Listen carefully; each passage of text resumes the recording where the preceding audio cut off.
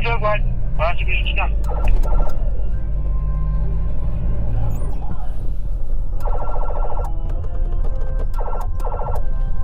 Itabi niyo, sir. Itabi niyo.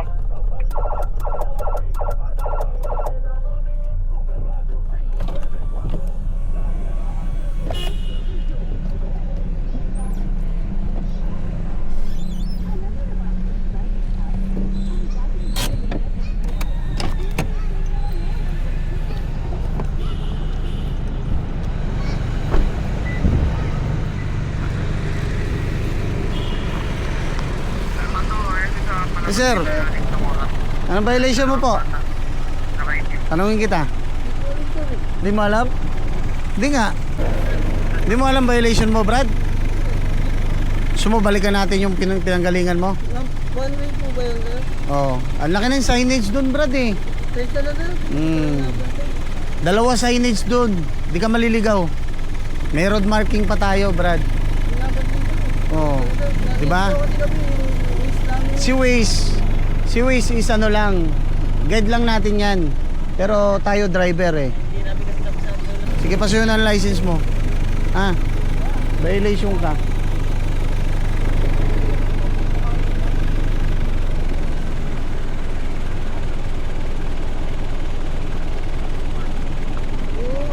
Saan pa kayo galing? Galing sa Bulacan, sir. Bulacan. So ganito, titikitan lang kita ha. Dapat, sir. Hindi, Balik namin yung ano, sir eh. sumobra yung karga eh. Saan ba? Saan ba kayo magde-deliver? Globe Tower. Globe, ito yung Globe ah. Ayun oh.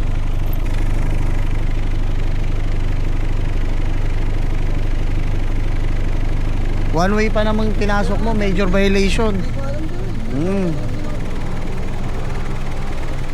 Saka mo uwi? Bulacan pa. Bulacan pa. Pupunta pa ba ako? Napakalayo. Saan yung pinick up yung ano nyo? Karga nyo? Sir, dito. Tapos dadali namin ng bagyo yan. Dadalhin nyo ng Baguio? Ano ba yung karga nyo? Mga chichirya. Mga gamit? Ang dami, sir. Parang chichirya. Dapat alam mo yung mga signage ha? May mga signages tayo dyan. Dito kay BGC maraming one way. Tulad niya, no? Ito yan, no entry. Doon naman may signage doon na ano, na one way. No left turn, no right turn.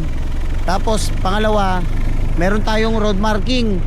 Pag tulad niyan, road marking pasalubong sa'yo, ayan o, yung sa kalsada, ibig sabihin one way yan. Hindi ka pwedeng pumasok dyan.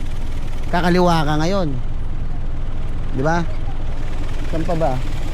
Tsaka more on ano naman tayo dito, nakalagay na one way eh.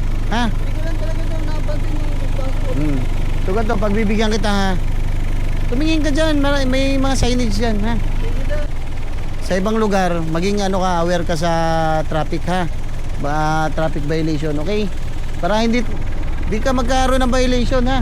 Ingat lang.